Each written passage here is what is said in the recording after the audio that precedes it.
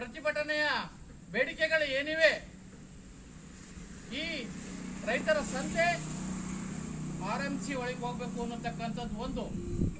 ಎರಡನೇದಾಗಿ ಅಲ್ಲಿ ರೈತರಿಗೆ ಕುಡಿಯುವ ನೀರಿನ ವ್ಯವಸ್ಥೆಯನ್ನು ಮಾಡಬೇಕು, ರೈತರಿಗೆ ನೆರಳಿನ ವ್ಯವಸ್ಥೆ ಮಾಡಬೇಕು, ಮುಖ್ಯವಾಗಿ ಶೌಚಾಲಯದ ವ್ಯವಸ್ಥೆ ಇವನು ಮಾಡಬೇಕು. ಇವನು ಮಾಡದೆ ಹೋದ್ರೆ ನಾವು ಪ್ರತಿಭಟನೆ ಬಿಡೋದಿಲ್ಲ ಅನ್ನತಕ್ಕಂಥದ್ದನ್ನ ಇವತ್ತ ಚಂದ್ರಣ್ಣ ಅವರು 14ನೇ ದಿವಸಕ್ಕೆ ಕಾಲಿಟ್ಟಿದ್ದಾರೆ. ಅಹೋರಾತ್ರಿಯೂ ಕೂಡ ಅವರಿಗೆ ಅಭಿನಂದನೆಗಳನ್ನ ಸಲ್ಲಿಸಬೇಕಾಗ್ತದೆ.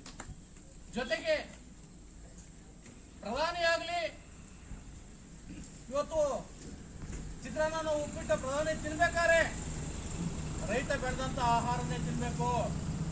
ಮುಖ್ಯಮಂತ್ರಿಯಾಗಿ ಅವನು ಸಿದ್ದರಾಮಯ್ಯ ಕಾಫಿ ಕುಡಿಬೇಕಾರೆ, ಅವಯ್ಯ ಕೋಳಿ ಸಾರು ರಾಗಿ ಮುದ್ದೆನ ಉಣ್ಬೇಕಾರೆ ರೈತರು ಬೆಳೆದಿದ್ದಂತೆ ಆಗ್ಬೇಕು.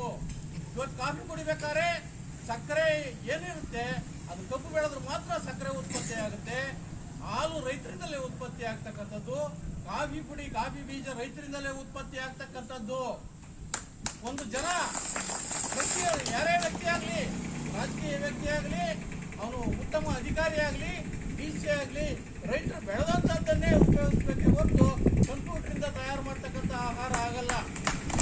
ಅಂತ ಒಂದು ಸಂದರ್ಭದಲ್ಲಿ ರೈತ ಬೆಳೆದಂತವನಿಗೆ ಭಾರತದ ಬೆನ್ನೆಲುಬು ರೈತ ಅಂತ ಹೇಳ್ತಾರೆ, ನೇಗಿಲ ಯೋಗಿ ಅಂತ ಹೇಳ್ತಾರೆ. ಆದ್ರೆ ಅವನ ಬೆನ್ನು ಸುಡಂಗೆ, ಅವನಿಗೆ ನೀರಿಲ್ದಂಗೆ ಮತ್ತು ಅವನಿಗೆ ಶೌಚಾಲಯ ವ್ಯವಸ್ಥೆ ಇಲ್ದಂಗೆ ಮಾಡಿರ್ತಕ್ಕಂಥ ಈ ಪಟ್ಟಣ ಪಂಚಾಯಿತಿಯ ವಿರುದ್ಧವಾಗಿ ನಾವು ಕಿಡಿಕಾರಕ್ಕೆ ಇಷ್ಟಪಡ್ತೇವೆ ಬಂಧುಗಳೇ. ಅದಕ್ಕೆ ಒಂದು ಧಿಕ್ಕಾರವನ್ನು ಹಾಕಕ್ಕೆ ಇಷ್ಟಪಡ್ತೇವೆ. ಪಟ್ಟಣ ಪಂಚಾಯಿತಿಗೆ ಧಿಕ್ಕಾರ.